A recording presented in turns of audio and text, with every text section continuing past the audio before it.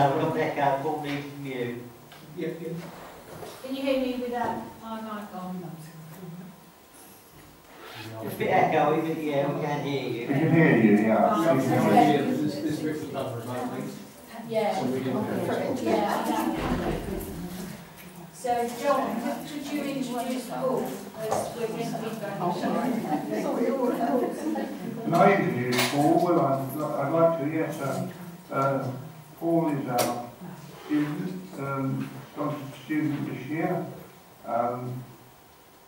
We were very keen on the subject matter that he put forward, and the whole executive endorsed it in one.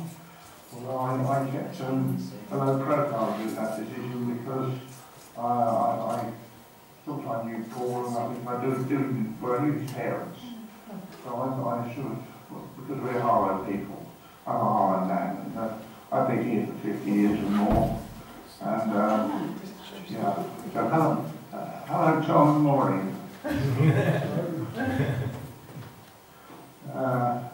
Did you live in Moorfield, by the way? Moorfield, yes. Oh, I'm still in Paddock Knee, just across the road. He was a councillor at the Right. We'll have a chat afterwards. I think we're probably going to get on with the talk now. I'm going to start the recording in a moment. If you're ready, are we ready for a recording to start? Yeah, we're ready this end. Right.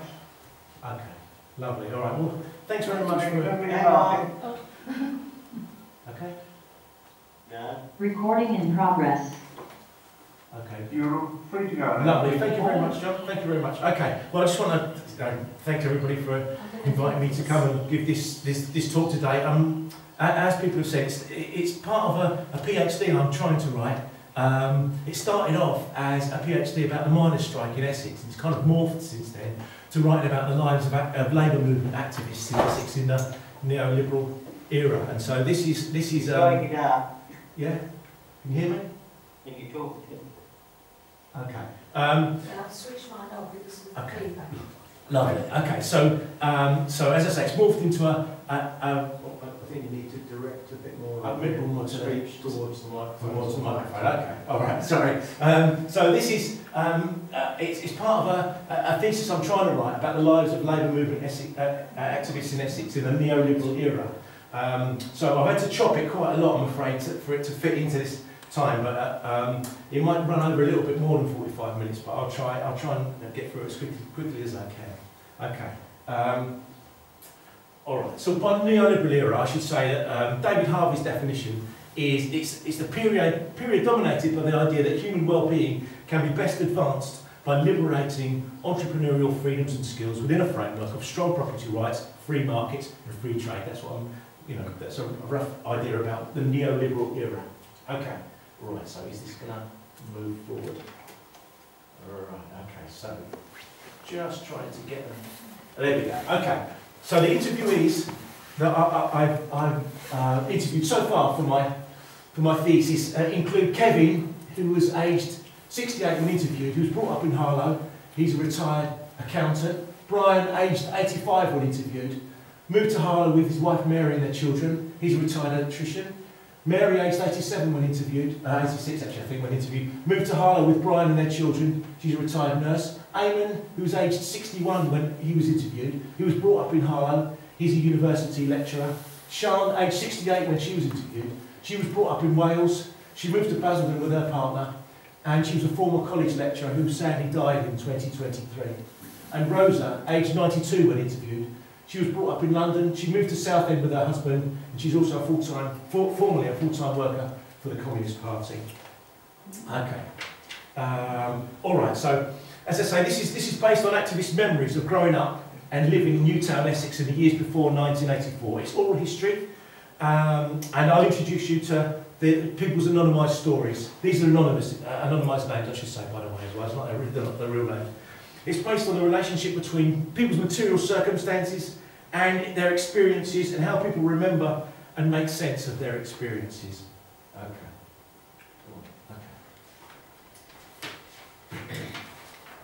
So, what can we say about Essex? Well, we know that Essex is a county with a long history of struggle and conflict. Industrialisation in the 19th century saw the development of a number of long-standing working-class communities that created their own histories. But the county was, however, transformed post-war by the creation of two new towns in its south and its west, Harlow and Basildon. So its political and social and cultural dynamic was shifted by the resulting post-war influx of working-class Londoners who brought within their own cultures and their own traditions of political and industrial struggle, learned in the previous decades of war and economic hardship. Indeed, one of my interviewees, Rosa, whose family later moved to Southend, recalled that one of her earliest memories was of her Communist Party supporting mother taking her around her Hackney housing estate to collect aid for the Republicans in the 1936 to 39 Spanish Civil War, and also of her elder brother acting as a Communist Party messenger for the anti-fascist demonstrators during the 1936 Battle of Cable Street, a legendary action that prevented Oswald Mosley's black shirts marching through the Jewish quarter of the East End. And that was Rosa in 1948. This was from a Pathé News film that was made about the Communist Party, and they went to King Street Communist Party headquarters and filmed the people who worked there, and Rosa appeared on film. But that's on YouTube if anybody's interested in having a little look at that. Okay, so the post-war influx of these working-class Londoners brought my own family to Harlow in the 1960s. Both parents were active trade unionists and Labour Party supporters. Okay, so the 1945 Labour administration established the New Towns Act in 1946, creating 11 new towns, 8 in the southeast of England, and as I said, these included Basildon and Harlow. Okay, former Harlow resident, now respected journalist and editor-in-chief of the New Statesman, Jason Cowley, writing in 2022, describes how his Labour-supporting parents arrived in Harlow in 1959. They'd been delighted to escape London in its bomb-damaged and dilapidated East End. They believed Harlow offered a new, more rural, more optimistic future. It was planned by its chief architect, Frederick Gibbard, to combine town and country. The new town's minister, Lewis Silkin, announced that the intention was to create beautiful living spaces that would produce citizens that embodied a spirit of comradeship and neighbourliness.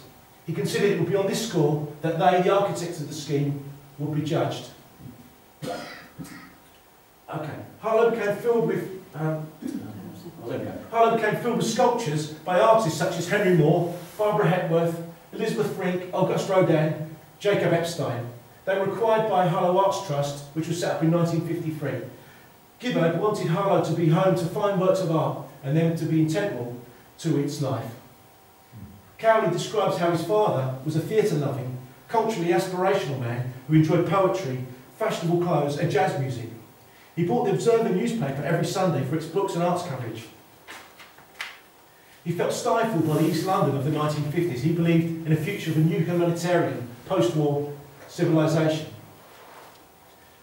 Jason Cowley describes growing up in Harlow in the 60s and 70s as like being a cog in a great experiment. The welfare state, mass council house building, the narrowing gap between the rich and poor had created new possibilities. He considers his youth and childhood was socially engineered, with the state providing housing, education, healthcare, culture and recreational facilities. East Germany without the Stasi was how a friend described Harlow, rather unfairly to Cowley.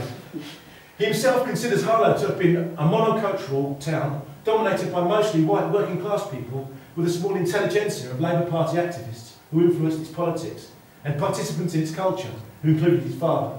Its children were by and large educated in 8 huge non-selective comprehensive schools, positioned to ensure every child could go to their local school and be within walking distance of where they lived. Its adults were mostly employed in its factories and manufacturing plants, which by the later 1970s employed some 8,000 people. Cowley's family was set apart from their peers by owning their own house in the 1970s. Most families lived in properties rented from the council or corporation until the Thatcher government introduced its right to buy scheme in the 1980 Housing Act. His father was marked out as different and described as posh by Cowley's friends.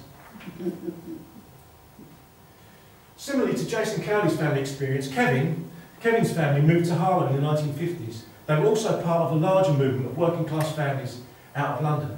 His father was a toolmaker, employed in a local factory, and was offered a house on the strength of his local employment.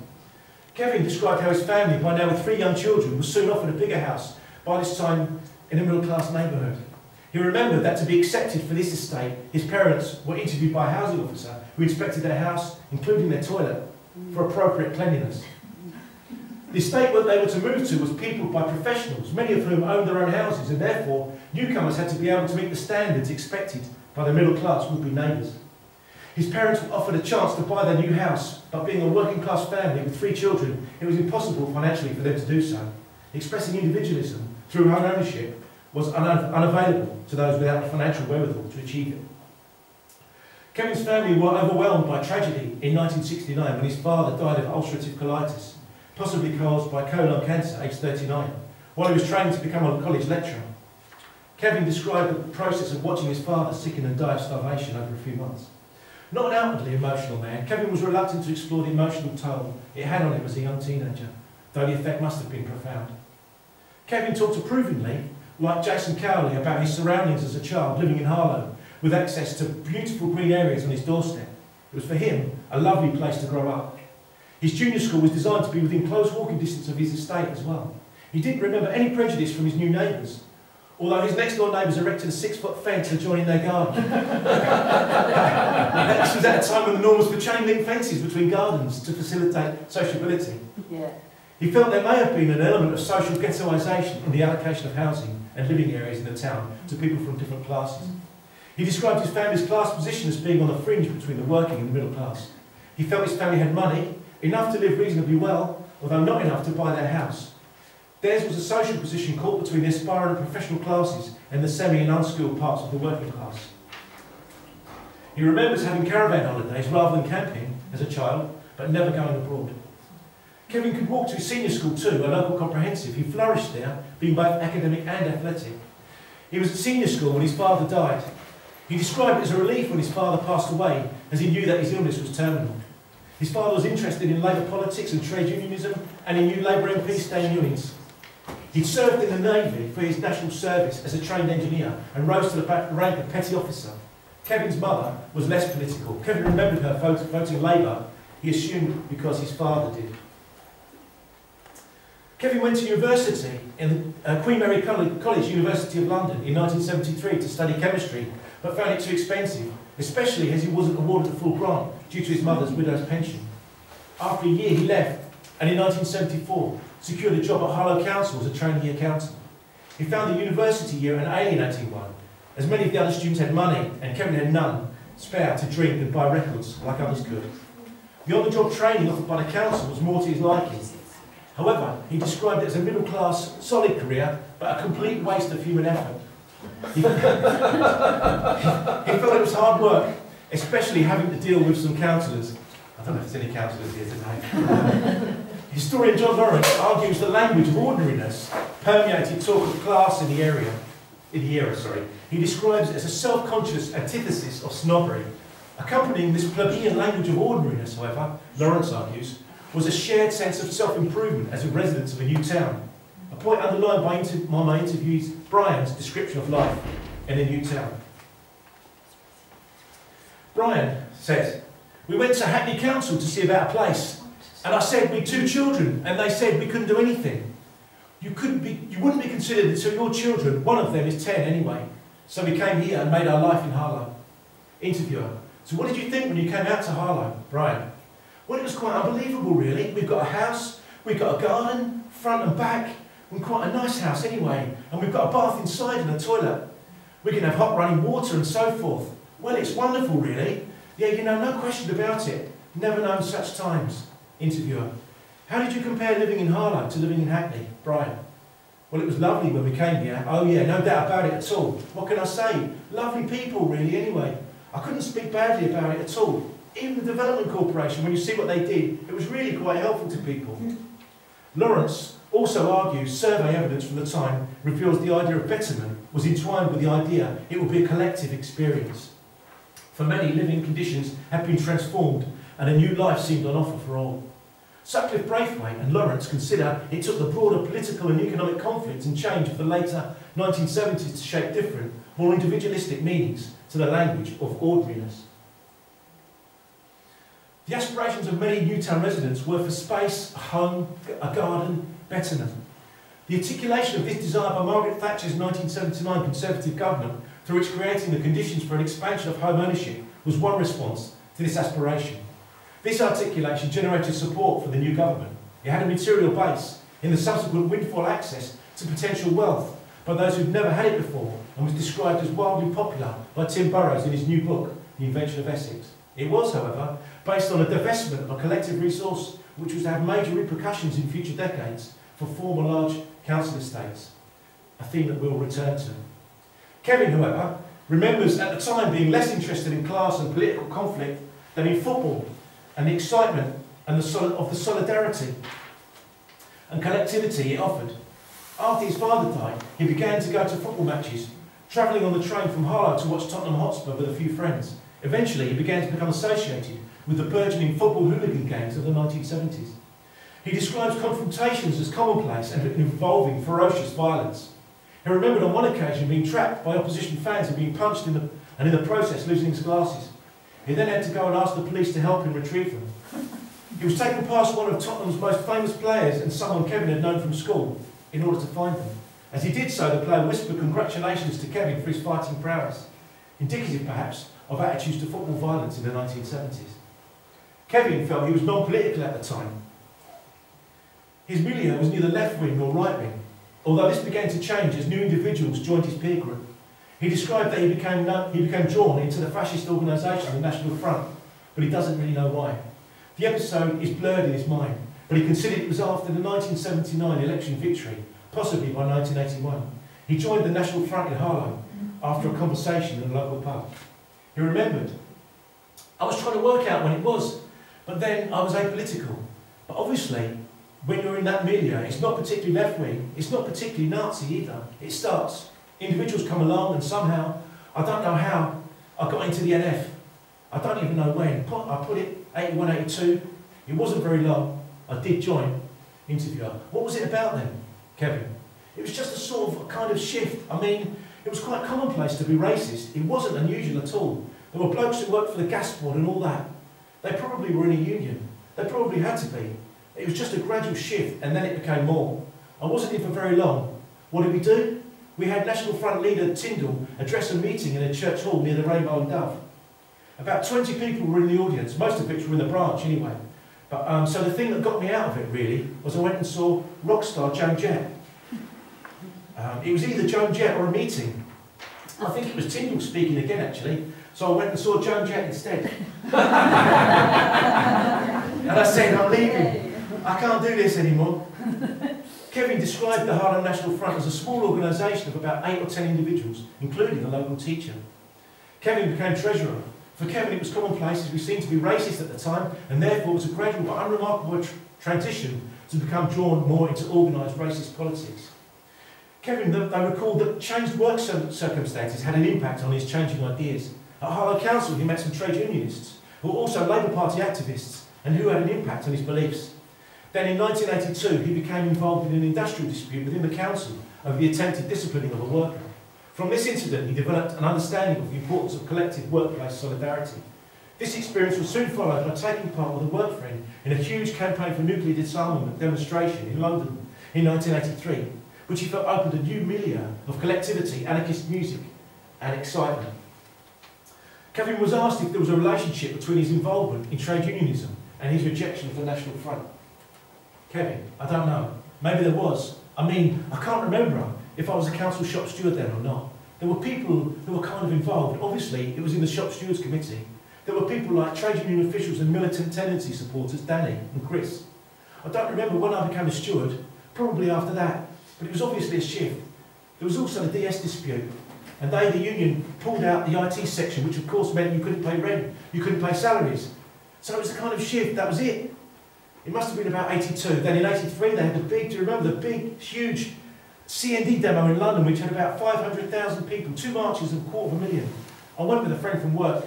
I can remember going and this whole new media opened up, if you like. You had crass anarchists turning up, a big black coach with no windows and things like that. So it was really quite exciting. Kevin's experience of active workplace solidarity in support of his colleague, in combination with the alternative discourse of socialist militancy provided by political activists who struggled alongside him in the Shop Stewards Committee, were significant in deconstructing his identity as an organised fascist and reconstructing it as a militant trade unionist and socialist. This transition was facilitated by experiences of mass collective agency and cultural excitement which left-wing politics could provide and right-wing politics could not. For a young person like Kevin, alienated by working life and by the limited choices imposed by class and class stratification, the identity offered by the discourse of racism, hooligan violence and fascist politics proved inadequate for him. The left-wing alternative of collective solidarity and political comradeship seemed to him a better choice.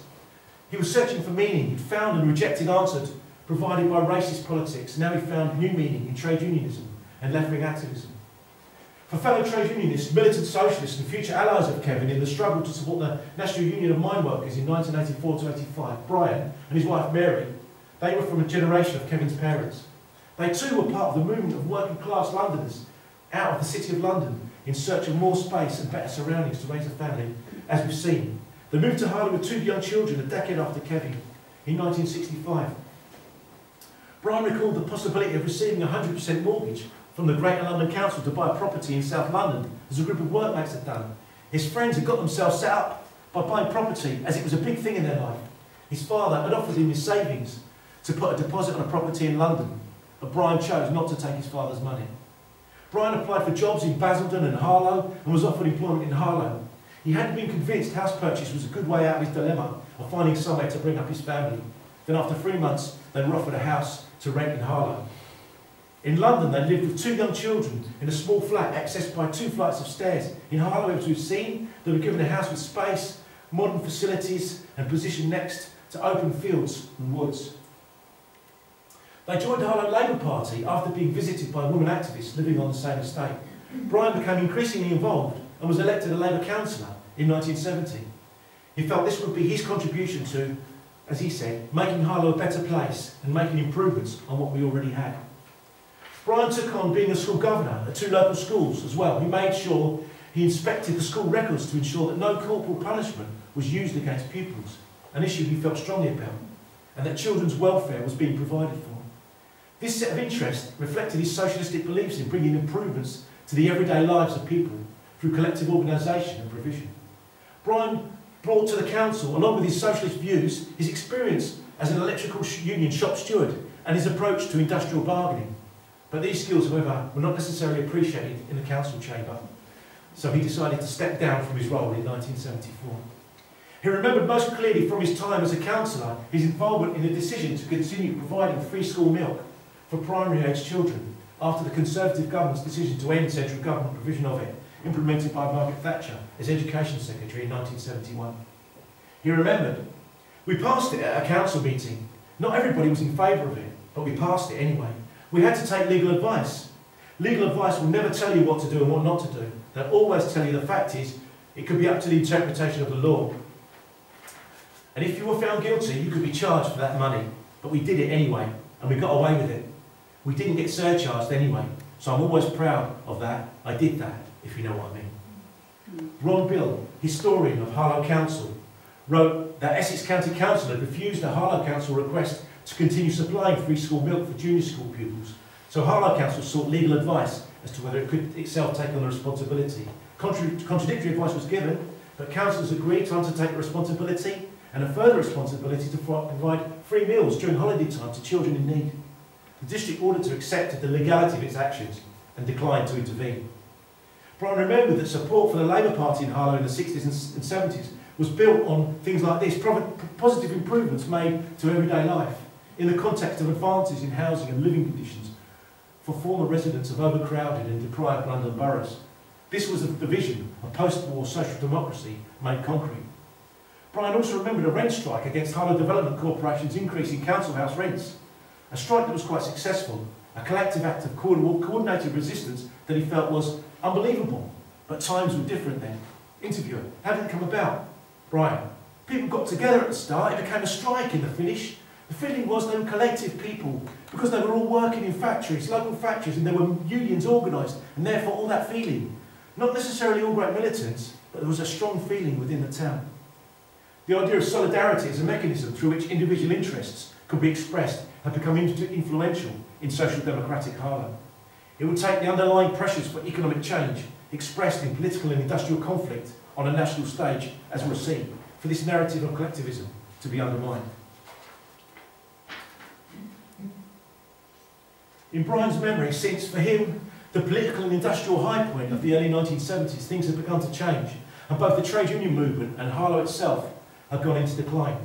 The strongly socialist Labour Party left that had existed throughout the 1970s and into the 80s had largely disappeared, and Harlow was no longer maintained in the way that it had been. He described the housing situation as deteriorating. Substandard housing had been created by converting former office blocks and had become problem areas.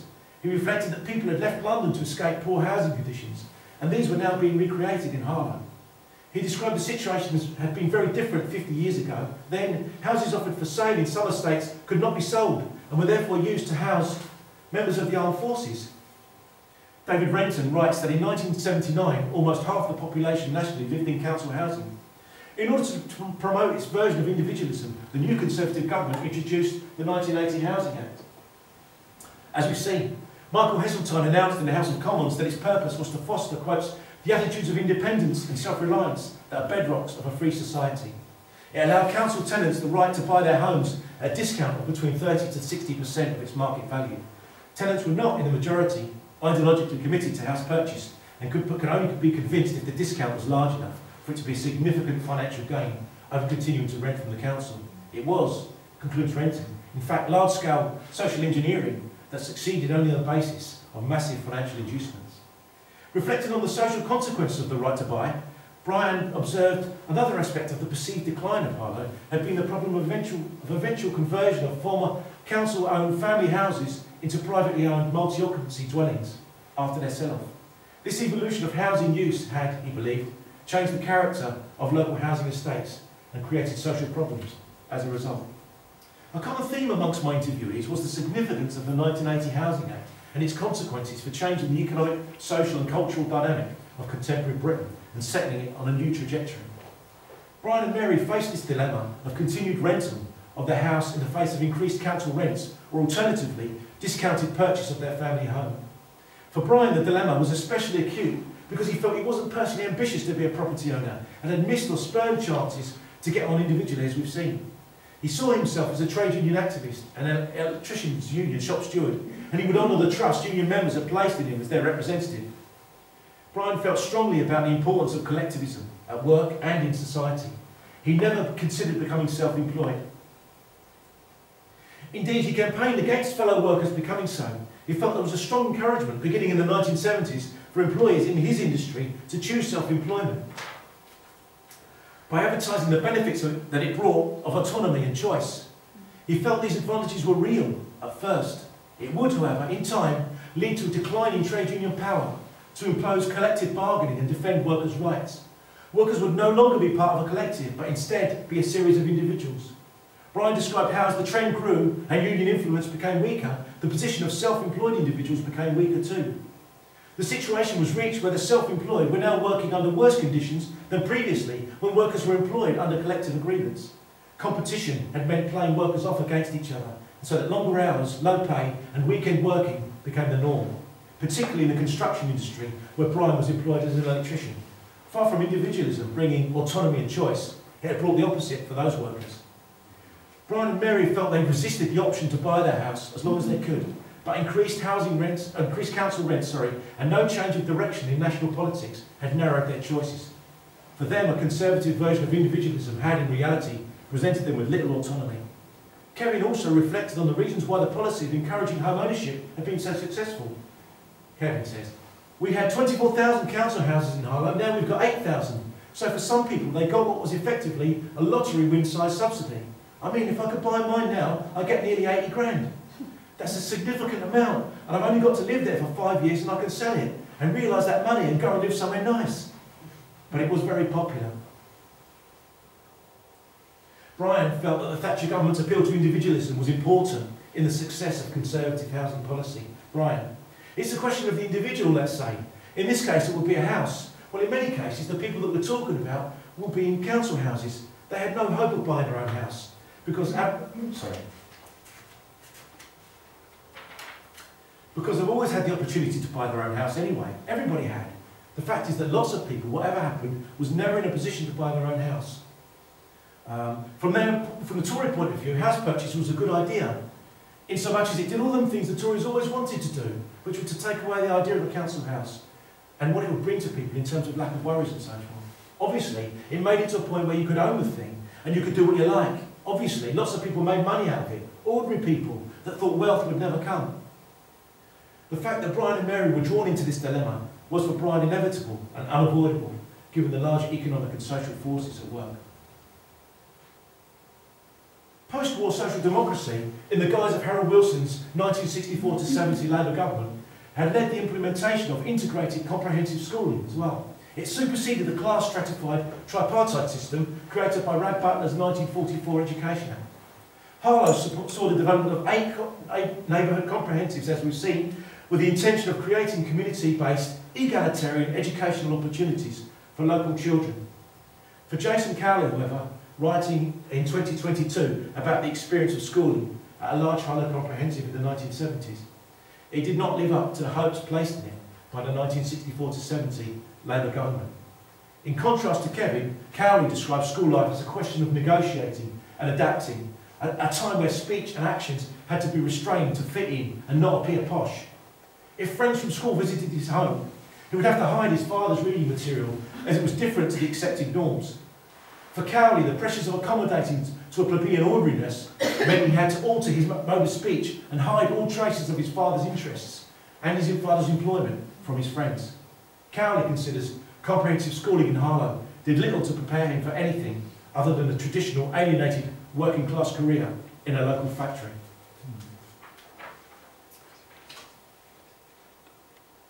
In contrast to Cowley's somewhat alienating experience of schooling in Harlow, Eamon, one of my interviewees, Eamon, remembers his secondary education as profoundly liberating, as was his family's experience of moving to a new town.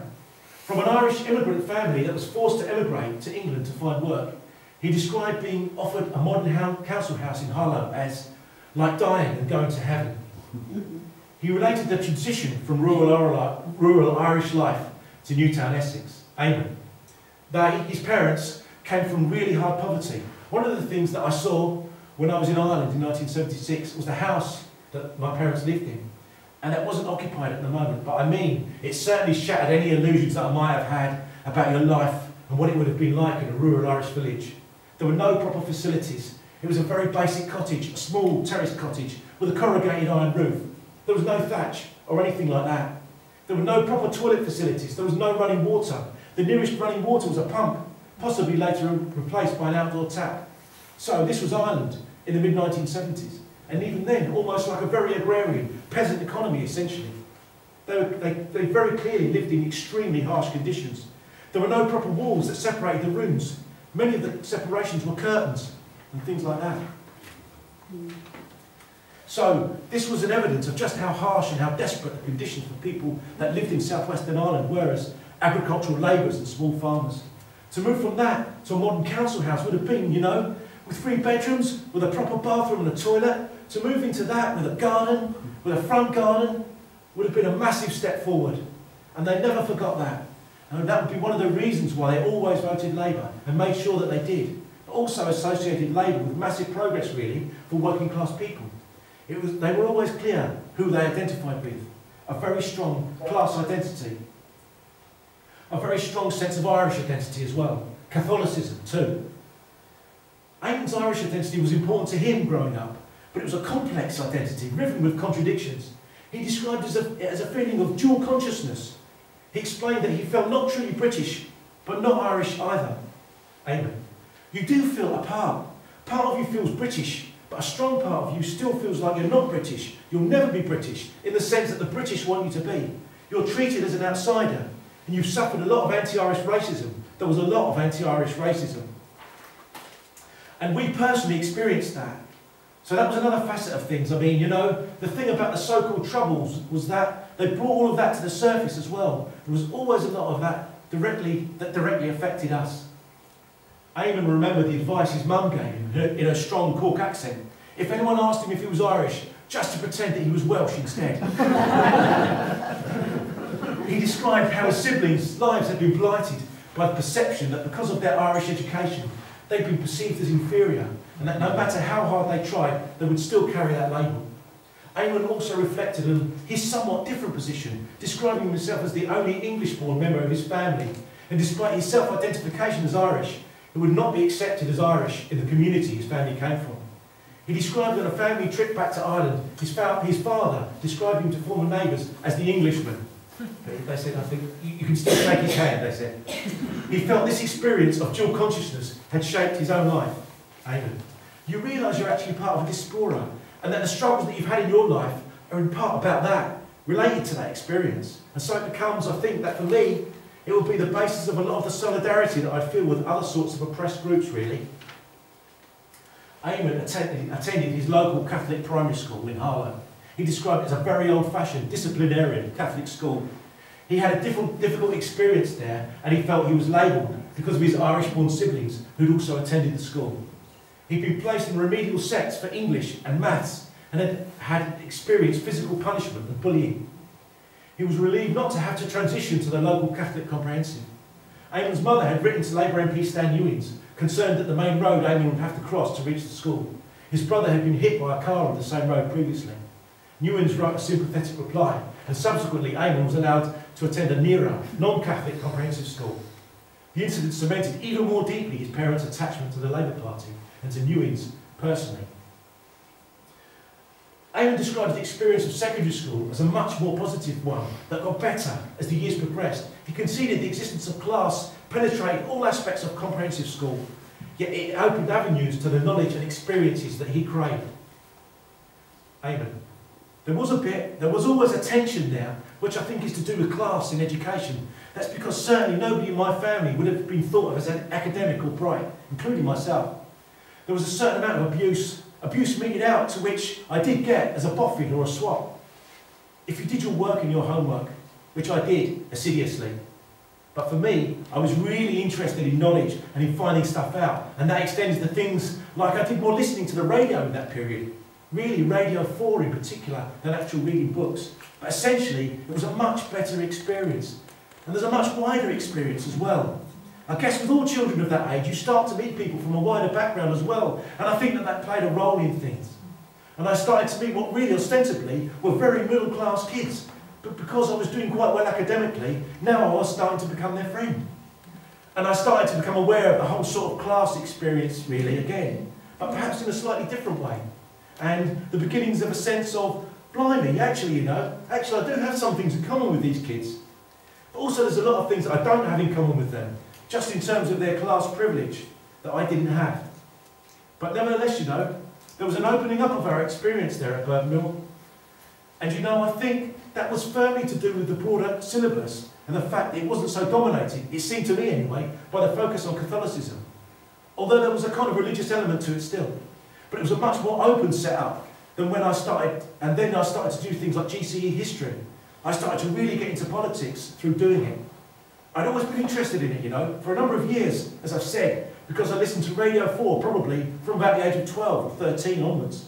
But I mean, just getting a chance to be in the GCSE history syllabus as it was there, well, there was just a sense of greater freedom and much more openness to wider ideas. English as well, in particular, was really, really great. I loved English because we got a chance to talk about stuff in a really detailed way.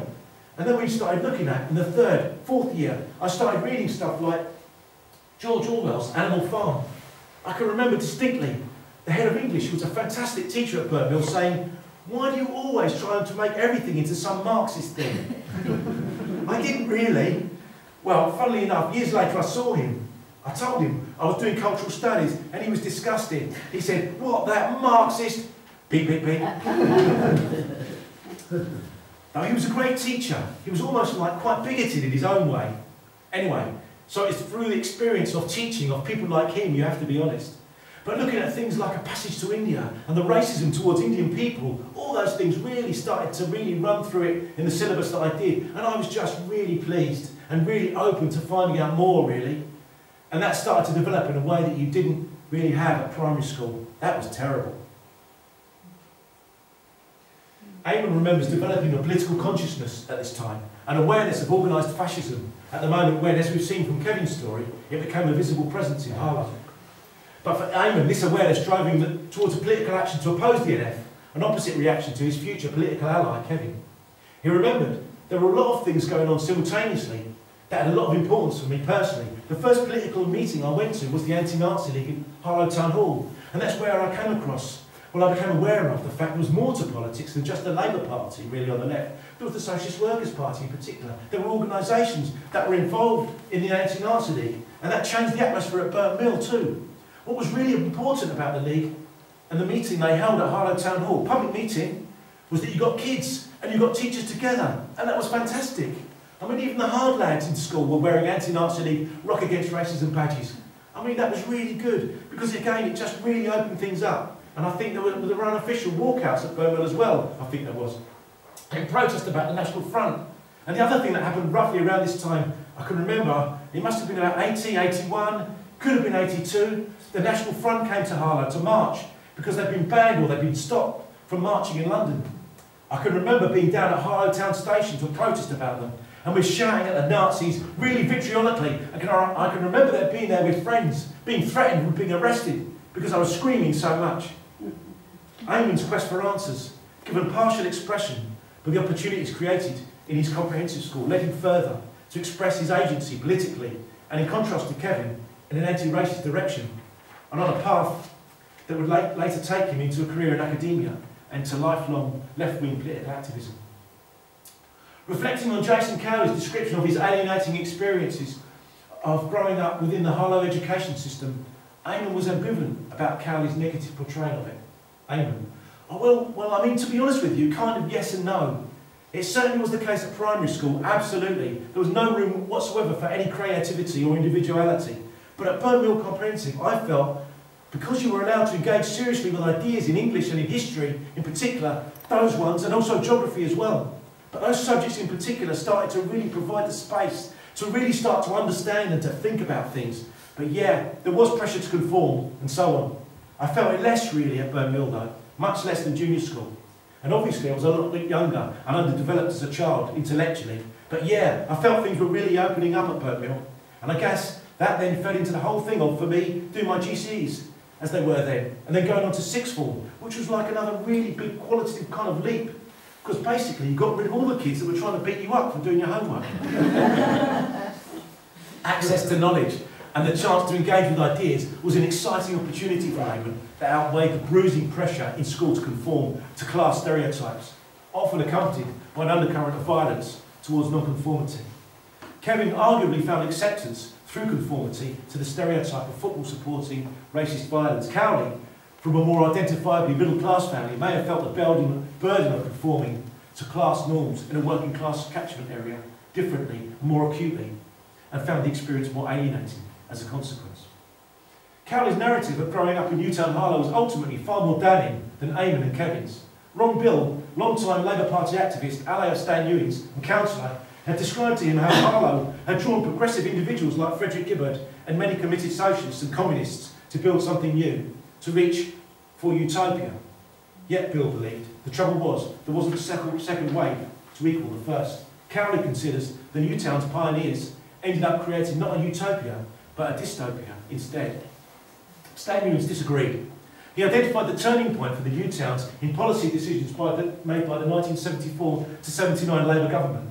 It decided in 1977 against allowing further expansion to provide new housing for the second generation of residents, and that upon the winding up of the Newtown Development Corporation, the local commercial and industrial assets should not be handed to the local council to provide a continued local return on investment. Instead, it decided the assets should be transferred to the Newtowns Commission, with revenue going direct to the Treasury. This meant that local authorities did not have the income to renew the town over time. Ewings considered this was the main cause of the social and economic problems that were to develop in later years. Cowley does acknowledge the perceived decline in Harlow began not simply through a rise of individualism, but a lack of capital investment and the failure to renew its housing estates and infrastructure.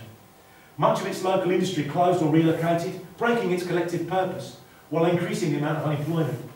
He describes, echoing Kevin's description, how more recently former office blocks and factories have been converted under government legislation into highly compressed residential units with little supporting infrastructure, which have become associated with antisocial behaviour. It constitutes a very different outcome from that intended by Gibbard's plan, and a long way from Silkin's vision. The impact of economic retrenchment felt so powerfully in Harlow was felt also by Basildon resident Sian. She lived there from the late 1970s until her death in 2023. She was from a close-knit South Wales social democratic mining tradition and proudly working class in her identity. She found South Essex culturally very different when she moved with her husband to Basildon in 1978. Her newly qualified teacher husband Rhys had secured a job at a local school. Sian found work at Ilford Films in Basildon. For her, the experience of living in Essex was very different, as I say, to the close-knit community life in Maesteg that she'd known. But through her work, she joined a union and found herself on strike over pay. Sian thought this must have been around the time of the Winter of Discontent of 1978-79, or perhaps just after. Sian joined Basildon Labour Party. She couldn't remember when, but thought possibly it was at the time of the 1979 election victory of Margaret Thatcher's Conservatives, when the Labour left seemed now at last to be on the ascendant, and when Tony Benn became half a percentage point of becoming deputy leader. This, however, proved a full storm for the Bennite left. Sian subsequently rejected the Labour Party because of its lukewarm support that its leaders gave to the miners in the 1984-85 strike. From a mining family, she felt a deep sense of personal betrayal, especially by Neil Kinnock, who she described when she was growing up as a bit of a hero, because he was pro-miner until 1984. Then he changed his colours a little bit then, didn't he? Okay. The 1979 Conservative election victory was not felt by Sian as a, excuse my language, as no shit moment, as she described. She did, however, feel the repercussions of the subsequent recession of 1980-1981. She was made redundant from her job because Ilford Films was closing its Basildon plant. Sian felt that she'd loved working there and enjoyed the protection of a strong union branch.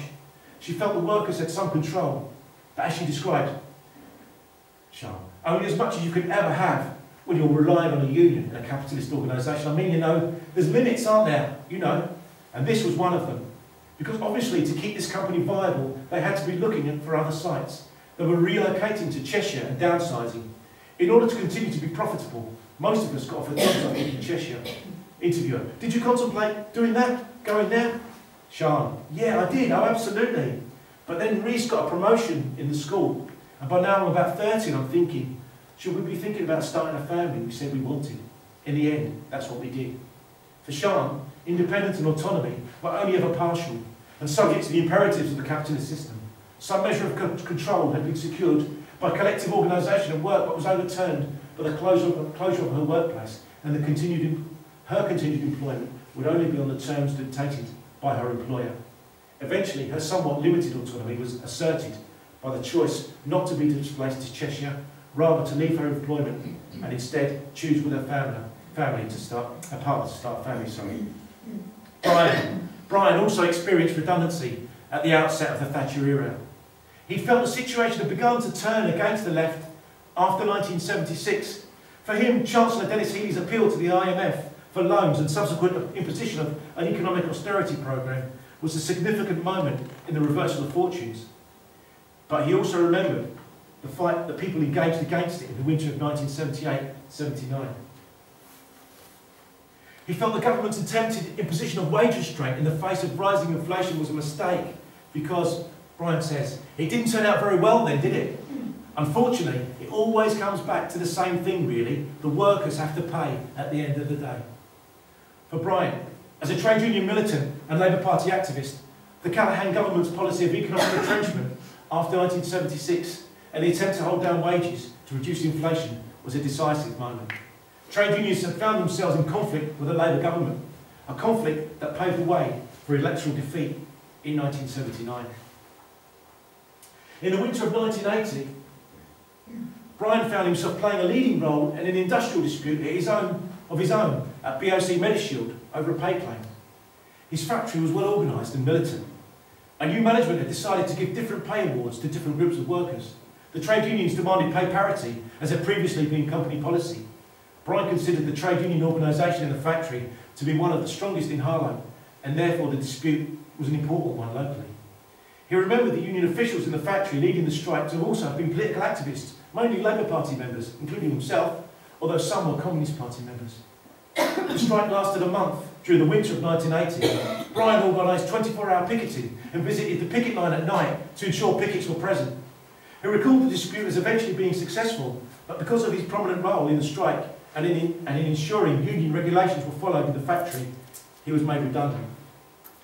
Managers intended to make changes and undo union restrictions on flexible working practices, and Brian was prominent in preventing these changes being implemented. He described how they, the management, wanted this idea of who's the governor here. They don't like you interfering with them. So basically speaking, all these things came together, and I got a redundancy notice. I was at home, and the personnel bloke came here and he said, I can assure you that whatever happens, we are not going to employ you anymore. The management had made clear that regardless of any union action, they would employ someone else instead from outside the factory to do Brian's work. He believed that he wasn't liked by the employers because of his militant trade unionism, and so was removed from employment as a result. He decided not to go to tribunal over what was in effect a dismissal for trade union activities, but to start afresh in a new job. That was, however, his last involvement in active trade unionism. He was never again to be in an organised workplace. His new employer did not recognise trade unions. His new job as a maintenance engineer involved visiting different workplaces, and in the subsequent 23 years he was employed until his retirement. He was not once asked to show his union card. His previous practice as a trade unionist had always been to ensure anyone who came onto the site had to be a union member, a practice that has been broken in the years since 1980.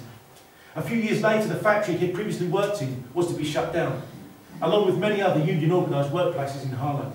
A decisive change in industrial relations was taking place, and much trade union organisation was being dismantled under the economic pressure of recession and increasing political pressure from the new Conservative government.